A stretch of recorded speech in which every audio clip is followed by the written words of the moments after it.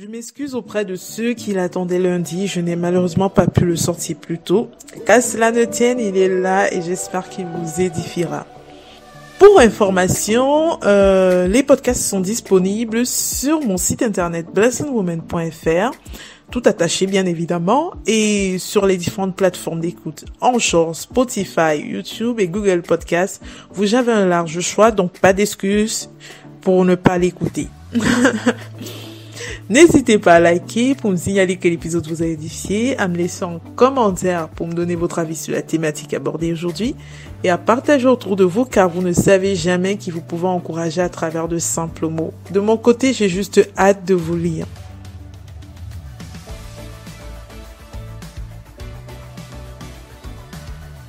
Comme vous l'avez lu dans le titre, dans cet épisode, je vous ai donné la parole. Depuis maintenant 4 épisodes, je mets un accent particulier sur les couples et pour clôturer ma série, je me suis dit finalement rien de mieux que d'aller vers vous pour en savoir plus sur votre définition d'un couple. Je suis ravie d'avoir eu le retour d'un homme et d'une femme chrétiens tous les deux. Cela me permet de voir à peu près si la jante masculine et féminine aspirent à la même chose dans un couple. Les personnes qui ont répondu à mes questions l'ont fait de manière anonyme, donc je vous avoue que moi-même je ne sais pas du tout qui ils sont en fait. Je connais pas du tout leur identité, mais en tout cas, si elles passent par là, je tenais juste à vous remercier du temps que vous avez consacré à répondre à mes petites questions et surtout, je tenais vraiment à vous dire merci d'avoir accepté de vous prêter au jeu, car je sais que ce n'est jamais simple de se dévoiler, ce n'est jamais facile de parler de soi, finalement de ses aspirations, et je voulais juste vous dire de tout mon cœur, merci infiniment d'avoir accepté de vous prêter à ce jeu. Maintenant, je sais qu'elles ne sont pas représentatives de la population. Donc, ceux qui vont massacrer ton panel, il n'est pas représentatif de la population, je le sais. Mais je pense que leur discours peut en inspirer plus d'un et amener d'autres finalement à se poser ou reposer les bonnes questions. Donc, restez ouverts et ne venez pas en fait en vous disant tout de suite que vous serez pas forcément d'accord avec eux. Soyez juste ouverts. Il n'y a pas de jugement dans leurs propos ni dans les miens.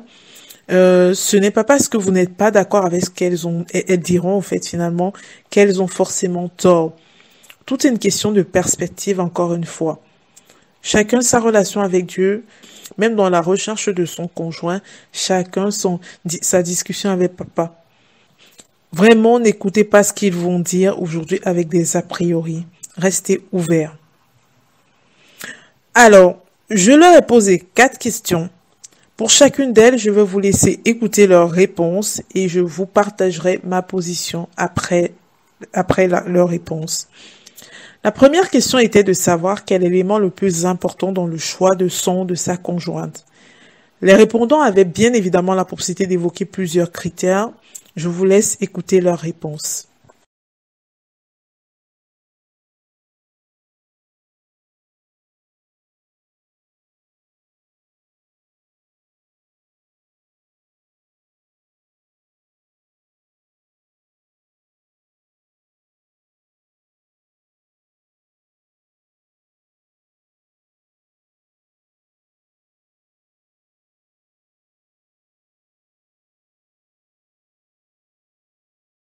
Alors pour moi, l'élément le plus important dans le choix de mon conjoint, c'est vraiment que ça soit une personne qui soit ancrée en Christ.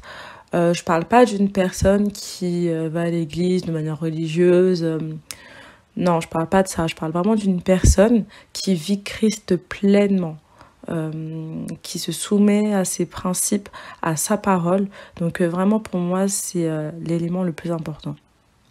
Donc pour moi, là on est chrétien, on est enfant de Dieu. Le premier critère non négociable, le premier critère qui ne souffre d'aucune négociation, c'est que les personnes doivent être chrétiennes ou chrétiens. Donc la personne doit être chrétienne, la personne doit craindre l'Éternel, elle doit croire en Dieu, elle doit avoir pour référence la parole de Dieu, la Bible. Voilà, c'est pour moi le premier critère fondamental pour deux personnes qui veulent se mettre ensemble. D'accord ? Donc voilà, c'est d'ailleurs ce que nous rappelle la parole de Dieu dans 2 Corinthiens 6,14. Ne vous mettez pas avec les infidèles sous un joug étranger. Car quel rapport y a-t-il entre la justice et l'iniquité, entre la lumière et les ténèbres? Donc la parole de Dieu est claire là-dessus. On ne peut pas se mettre avec quelqu'un qui ne partage pas la même foi que nous, qui ne partage pas la même spiritualité que nous. Ça ne marchera pas, c'est impossible. Donc voilà. Mais c'est pas le seul critère, d'accord. On ne peut pas prendre que ce seul critère. Il y en a d'autres qui sont aussi qui ne sont pas moins importants. Voilà. Il faudrait également que la personne, donc l'homme ou la femme, ait un bon témoignage, plein d'esprit et de sagesse. Acte 6, 3. Il faut également que la personne, en fait, la personne nous plaise, donc il y a les critères physiques, que la personne soit douce, soit humble, ait de la bonté, soit généreuse, etc. Il faut que la personne ait un bon rapport avec l'argent, avec les finances. Il faut que la personne ait une bonne façon de communiquer, qu'elle n'ait pas des paroles blessantes, des paroles outrageantes, etc. Il faut également que ce soit une personne qui recherche la paix, une personne qui recherche les concessions régulièrement. Il faudrait également que ce soit une personne qui a un bon rapport avec sa famille, avec ses parents, avec ses frères, avec ses sœurs, etc. C'est comme ça qu'on peut voir si la personne qu'on a est une personne bien, une personne que le Seigneur aura voulu pour nous. Bref, une personne en fait dont tous les éléments que j'ai énoncés reflètent en fait la gloire de Dieu. D'accord? Donc ça c'était pour la première question. Pour ma part, après avoir réellement donné ma vie à Dieu, j'ai vu l'importance du critère conjoint chrétien pratiquant. Je mets bien entre guillemets parce que finalement chrétien pratiquant, tout le monde y met un petit peu ce qu'il veut dedans. C'est la relation avec le Seigneur, elle est personnelle. Il n'y a pas à juger si l'autre est chrétien pratiquant ou pas. Chacun met ce qu'il veut. Depuis que je suis petite, en fait, j'avais toujours pris l'habitude, moi, de dire au Seigneur que, papa, c'est pas important s'il n'est pas chrétien. C'est pas grave s'il est chrétien. Du moment que la personne que tu me destines, il est, aimant, attentionné, sensible, bref, plein de critères. Et je me suis rendu compte avec le recul que j'avais cité des tas de choses au Seigneur, mais je n'avais pas mis mes critères dans le bon ordre. C'est pour ça que, chers auditeurs, aujourd'hui, je voudrais attirer votre attention, réattirer, parce que j'en avais déjà parlé dans l'épisode 13 de mon podcast et je vous invite à aller l'écouter si vous n'avez pas encore écouté cela. Mais aujourd'hui, je voudrais attirer votre attention sur le fait de faire une liste. Faites une liste que vous présentez au Seigneur, une liste dans laquelle vous lui dites, voilà les caractéristiques que je veux dans mon futur conjoint, ma future conjointe. Et surtout, ne rabaissez pas vos critères, ne vous dites pas j'en demande trop. C'est au Dieu de l'impossible que vous posez votre liste, en fait. J'ai juste envie de vous dire, c'est au Dieu de l'impossible que vous êtes en train de faire votre demande. Donc ne vous dites jamais j'en demande trop. Faites votre liste. Tout en sachant, tout en mettant dans votre cœur que je fais ma liste, mais le Seigneur sait mieux que moi ce dont j'ai besoin. Donc je peux mettre un critère croyant que c'est important, que je ne peux pas composer sans ça. Mais le Seigneur, lui, me prouve le contraire. Donc, faites votre liste, présentez-le au Dieu de l'impossible tout en restant ouvert. Maintenant, en tant que chrétien, on sait tous que c'est essentiel d'avoir un conjoint qui est chrétien ou une conjointe qui est chrétienne. Mais j'ai vraiment envie de nuancer tous mes propos. J'ai envie de nuancer également ce que je viens de vous dire et nuancer également ce qu'ont dit mes deux répondants. Le Seigneur peut vous dire, je vais parler comme si je m'adressais à toi qui m'écoutes. Le Seigneur peut te dire qu'une personne non chrétienne est la bonne pour toi. Ne dis pas non, parce qu'il n'est pas chrétien, c'est pas le bon pour moi. Le Seigneur peut te dire qu'une personne non chrétienne est la bonne pour toi. Car c'est à travers toi que cette personne est censée rencontrer Christ. De même, tu rencontres Christ quand tu es dans un mariage et que tu te rends compte que ton conjoint, lui, il continue de vivre dans le monde. Ne fuis pas cette personne, en fait. Ne fuis pas un mariage tout simplement parce que cette personne-là n'a pas rencontré Christ. Parce qu'encore une fois, le Seigneur peut t'utiliser pour qu'il te rencontre Christ. La seule personne qui doit diriger votre choix, c'est Dieu. Ne fermez jamais vos portes à la voix de Dieu. Ne fermez jamais votre porte à la voix de Dieu, car c'est lui qui connaît qui est votre moitié. Voilà, c'est dit. Donc, c'est vrai que moi, j'entends toujours beaucoup de discours, faut pas se mélanger aux non-chrétiens. Moi, je vous dis non. C'est le Seigneur qui vous dit les choses. Ce n'est pas les hommes. Ce sont pas les hommes qui vous disent les choses. Voilà. Ensuite, ma seconde question était, au vu de la société actuelle, pour toi, quel est l'obstacle le plus difficile à surmonter lorsqu'on décide de se mettre en couple avec une personne? Encore une fois, je vous laisse prendre connaissance des réponses des répondants et je reviens vers vous tout de suite. Donc pour moi, en fait, la société actuelle nous impose certains canevas, certains schémas. Je pense que pour moi, les difficultés les plus majeures résident dans le manque de confiance. Le manque de confiance, peut-être aussi le manque de maturité spirituelle. Donc le manque de confiance, pourquoi? Parce que on est dans un monde où les gens sont de plus en plus fourbes, les gens sont de plus en plus malhonnêtes, les gens jouent des rôles. On est dans un monde où les gens sont hypocrites, on n'est pas honnête, etc. Et ça fauche en fait les relations, ça fauche en fait le début, l'authenticité dans les relations. D'accord? Donc pour moi, en fait, quand on décide si deux personnes décident de se mettre ensemble, il faut que ces personnes soient entières, il faut que ces personnes soient vraies, il faut que ces personnes soient honnêtes, il faut que ces personnes soient transparentes. Voilà, ce sera des éléments capitaux pour bâtir une relation, pour commencer une relation. Selon moi, je ne sais pas si je vais parler nécessairement d'un obstacle, mais selon moi, la société d'aujourd'hui, elle a des mœurs qui ne correspondent pas totalement à ce que la Bible nous enseigne. Notamment le fait de vivre en couple, vivre avec son copain ou sa copine avant de se marier ou ne pas se marier. Donc là, c'est vrai que pour moi, c'est totalement... comment on peut dire ça? Ça n'a rien à voir avec ce que la Bible nous préconise. Et c'est vrai que lorsque tu es en couple et que tu dis que tu vis pas forcément avec ton copain alors que ça fait longtemps que tu es avec, que tu attends le mariage pour consommer. C'est vrai que les personnes ont du mal à le concevoir, mais en fait, c'est ce que la Bible nous enseigne et il faut respecter justement ce que Dieu a écrit dans sa parole.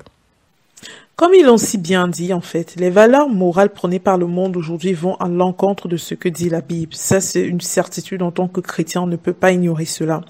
Maintenant, moi, je pense qu'aujourd'hui, les aspects du monde qui influencent le plus les célibataires, comme les couples non mariés, j'entends, quoique même les couples mariés peuvent être influencés par ça.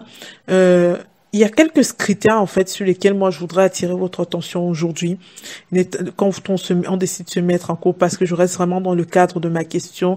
On se met en couple avec quelqu'un, qu'est-ce qui est vraiment difficile? Il y a quelques critères sur lesquels je voudrais attirer votre attention, notamment le péché sexuel. Le péché sexuel sous couvert de la liberté de disposer de son corps comme on veut. Voilà, ça fait partie des choses que prône énormément le monde et qui influencent parfois nos décisions quand on se met en couple, que soyons chrétiens ou pas. Ensuite, la vie de nuit. La vie de nuit, boîte de nuit, alcool et tout ça, et tout ce que s'entraîne sous couvert de vivre sa jeunesse. Encore une fois, qui a dit qu'un chrétien ne peut pas être fun? On peut être fun sans vivre notre vie, sans vivre la vie que vivent les personnes du monde. C'est pas aller en boîte de nuit ou bien boire beaucoup d'alcool et tout, avoir des coups d'un soir qui font en sorte qu'on ne vive pas notre jeunesse. Les chrétiens sont tout aussi fun. Moi, je me considère comme une fille fun, hein. Donc, personne ne pourra me dire le contraire. Voilà.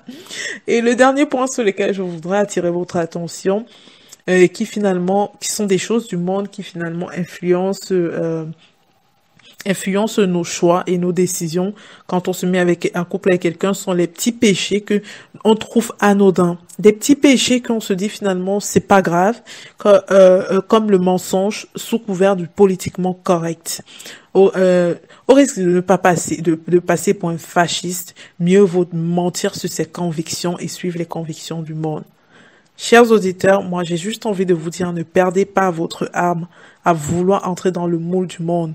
Là où se trouve votre trésor, se trouve votre cœur. Votre trésor est avec Dieu ou est avec le monde? Réfléchissez à cette question, chers auditeurs. En troisième question, j'avais envie d'entrer un petit peu plus dans le mariage et vraiment comment le faire perdurer. Alors j'ai posé cette question à mes répondants. On dit souvent qu'un couple qui prie ensemble reste uni. Penses-tu qu'être sur la même fréquence spirituelle suffit à faire un mariage de qualité? Je vous laisse écouter leurs réponses. Oui, totalement. La prière, c'est vraiment la base de toute chose. Et lorsqu'on est en couple, c'est d'autant plus important de prier parce qu'on peut avoir des combats. Et vraiment, Dieu l'a dit, hein, car là où 2 ou 3 sont assemblés en mon nom, je suis au milieu d'eux. Donc vraiment, faut prier pour que justement Dieu règne en fait, Dieu règne dans notre couple. Et c'est vrai que c'est le mariage, je parle du mariage, mais aussi je parle de la relation couple.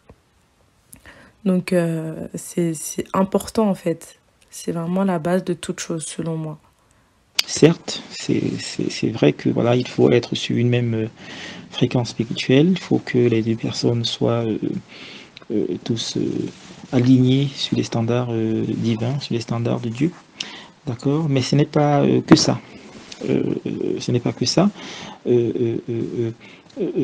Certes, il faut être sur la même longueur d'onde d'un point de vue spirituel, mais il faudra aussi que pour les affaires courantes de la vie, d'accord, les projets, les ambitions, nous ayons une même vision de la vie. Nous ayons une même vision de comment est-ce que on conduira notre maison, notre foyer. D'accord? Il faudrait qu'on ait une même vision dans les choix qu'on fera, dans l'organisation des projets, dans la gestion des finances, l'éducation des enfants, la gestion du foyer, la vision de la famille, les valeurs que nous voulons transmettre à nos enfants, etc. Ça, c'est également des éléments qu'il faudra développer, qu'il faudra cultiver. Il faudra qu'on ait une même vision,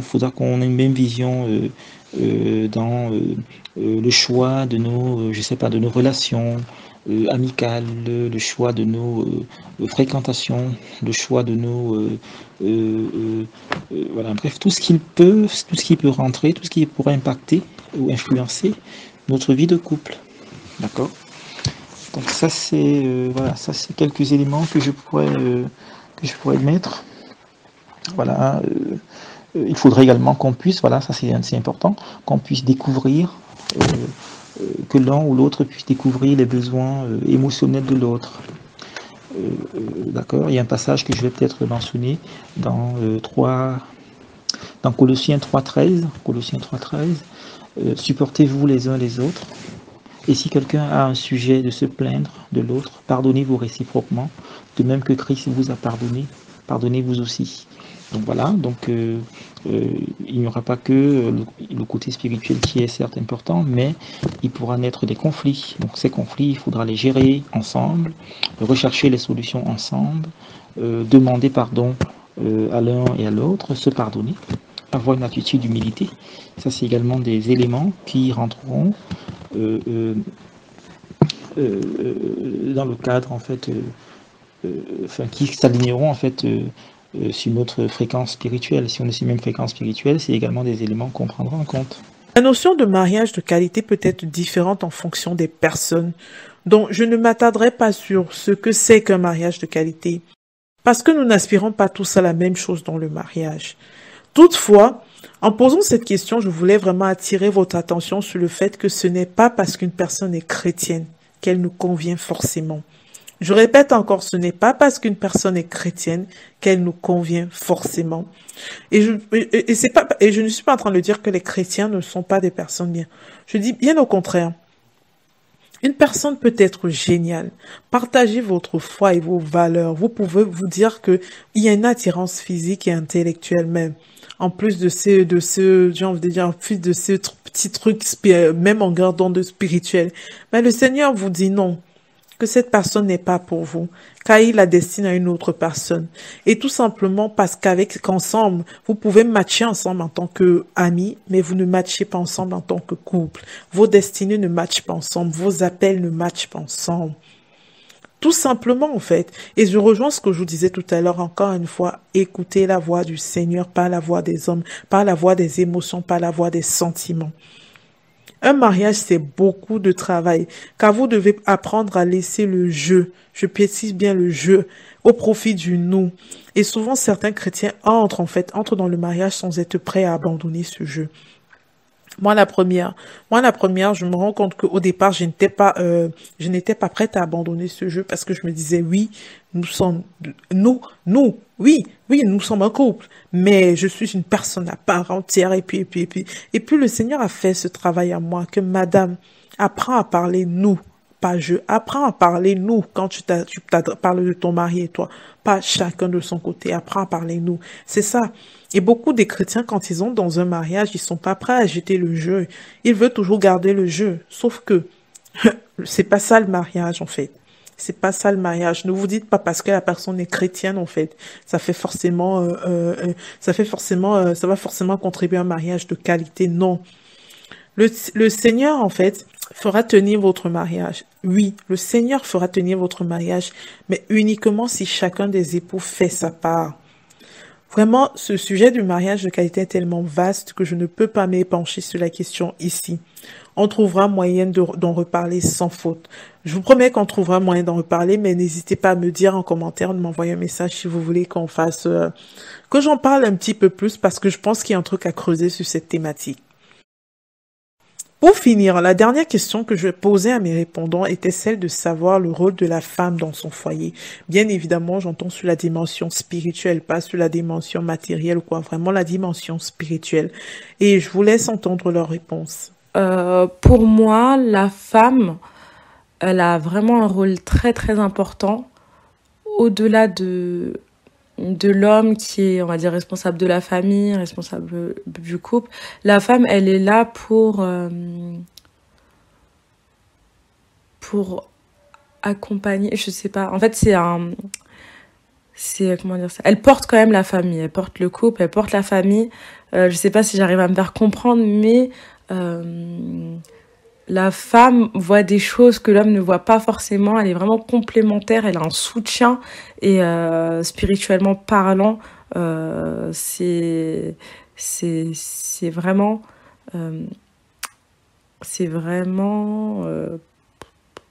je cherche mes mots, désolée. Mais spirituellement parlant, en fait, c'est de la base, c'est le socle. Je sais pas si je peux dire ça, c'est le socle ou pas, mais en gros, je sais que c'est Jésus, la base. Mais la femme, elle est là pour soutenir quand même le couple, en fait. Elle soutient son homme, spirituellement parlant, et elle est là pour l'accompagner. Donc, on peut le voir aussi dans Femme du Proverbe 31. Il y a un verset que j'aimerais bien poser comme fondement, comme base sur le rôle de la femme. Il se trouve en fait dans Genèse 2, verset 18. Genèse 2, verset 18. L'Éternel Dieu dit, il n'est pas bon que l'homme soit seul. Je lui ferai une aide semblable à lui. Donc la femme, voilà, c'est vrai que le rôle de la femme en fait a souvent été discuté, même dans les milieux chrétiens. On entend souvent du tout sur le rôle de la femme dans le foyer, ou parfois la question de la soumission revient toujours. Ça, je ne rentrerai pas dans ces sujets-là, parce que pour moi, en fait, quand on a compris, quand on est chrétien et qu'on a compris la parole, et qu'on a compris le message de la parole de Dieu sur le mariage, sur le rôle de la femme, il y a des débats qu'on ne fait plus, parce que ça doit être une évidence pour les chrétiens.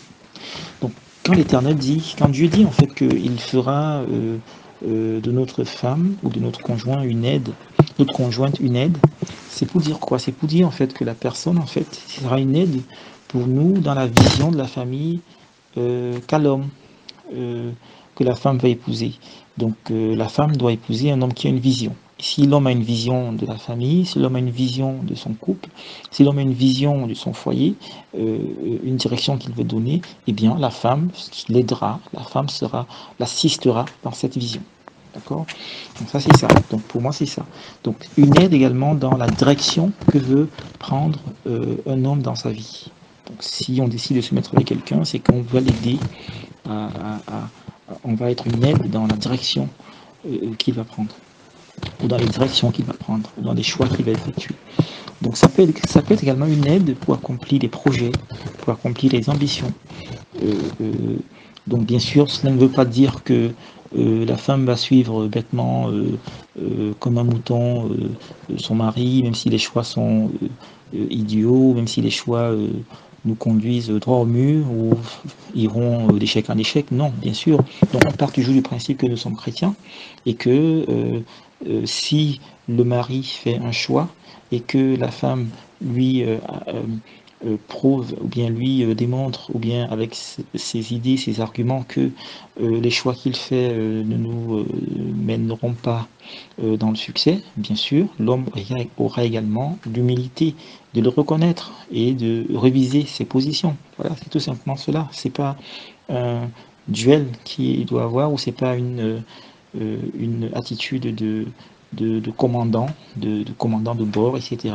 qu'il va avoir. Non, c'est également une attitude d'humilité que l'homme aura. Donc il faudra que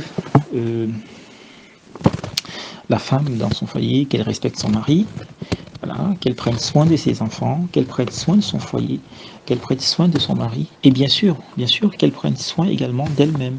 Voilà, qu'elle prenne soin d'elle-même.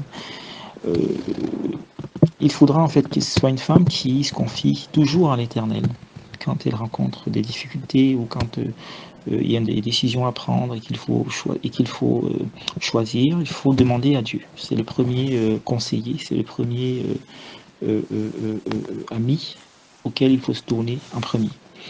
Donc bien sûr qu'on peut se tourner vers les gens pour demander conseil.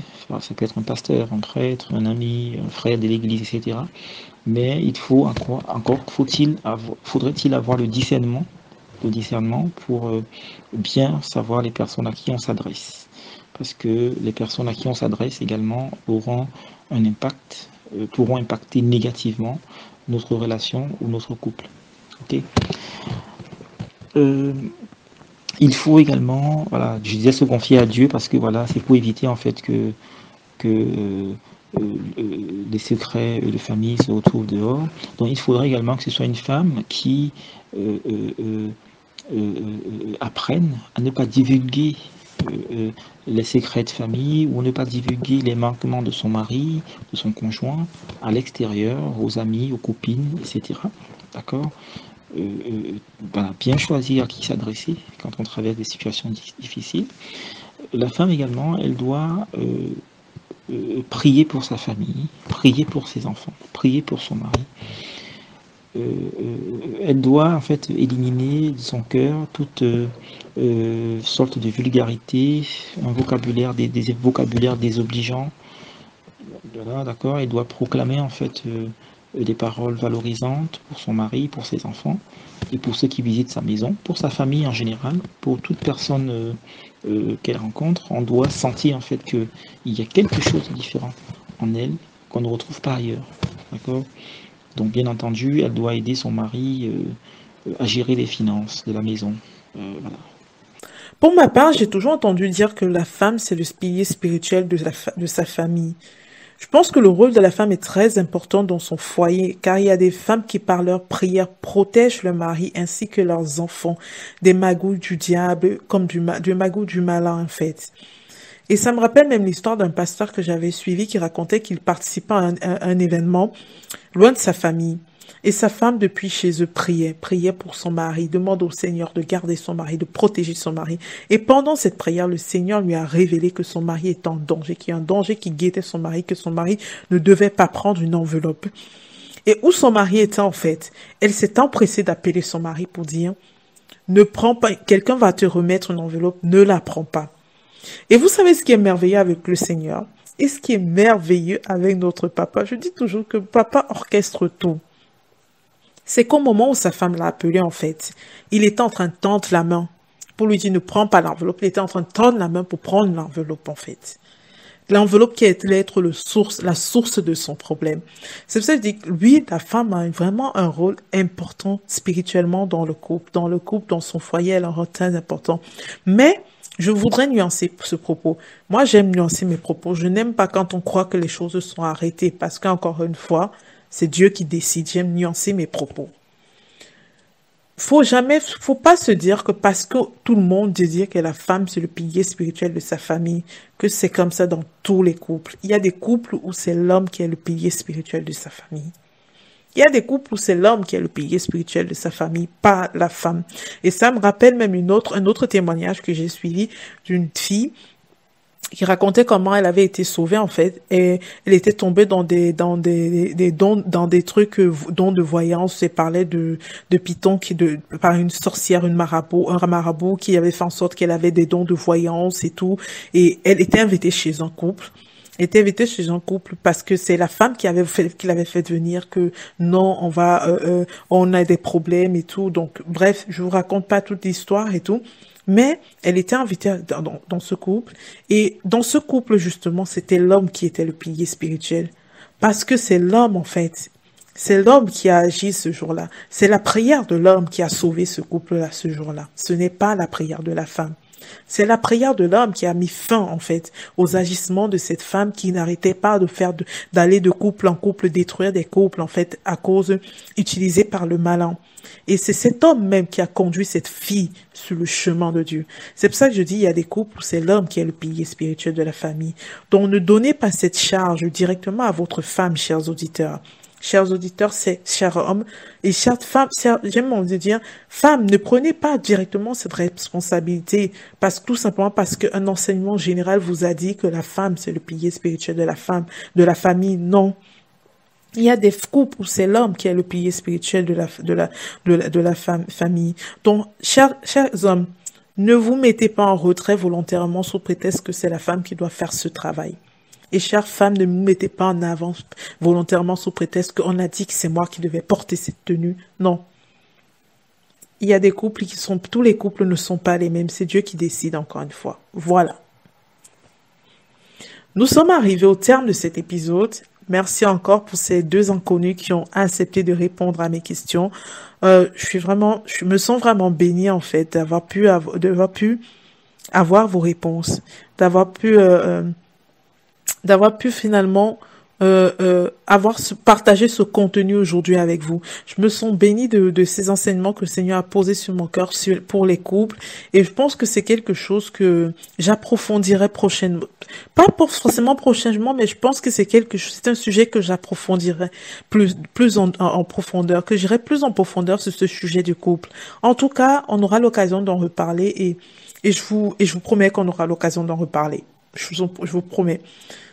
Comme à chaque fois, en fait, je vais prendre un temps de prière pour vous, mais cette fois-ci, ce sera plus court que d'habitude, parce que je veux vraiment juste me dire, ma notion des choses, c'est qu'on n'a pas besoin souvent de faire de longues prières pour que le Seigneur entende.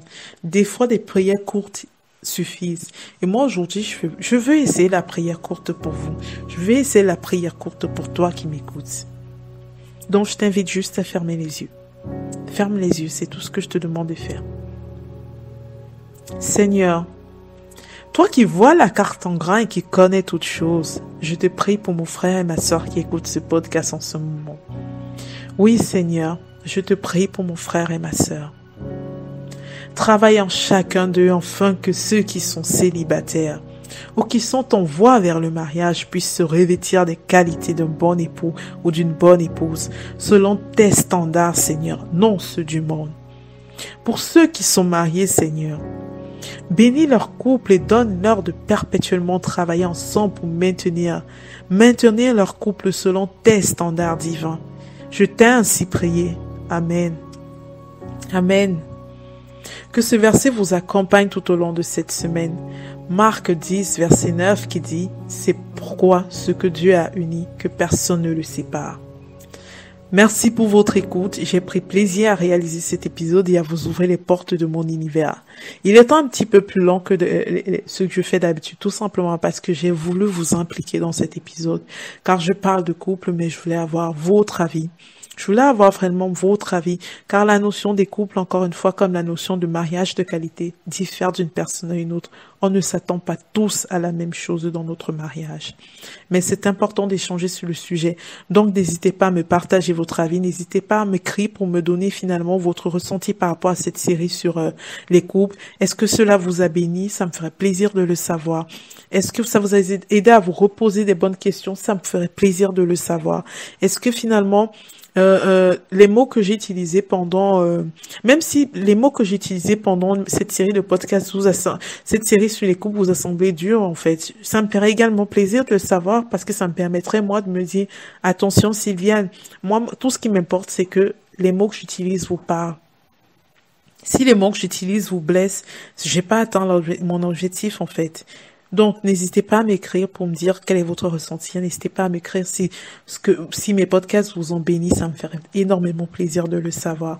N'hésitez pas à me partager des témoignages. Ça me toucherait. Voilà. Je vous donne rendez-vous jeudi prochain pour découvrir un épisode que j'ai pris énormément plaisir à réaliser. Je reçois 2 boss ladies. Je vous dis 2 boss ladies et ensemble, nous avons parlé d'entrepreneuriat avec Dieu.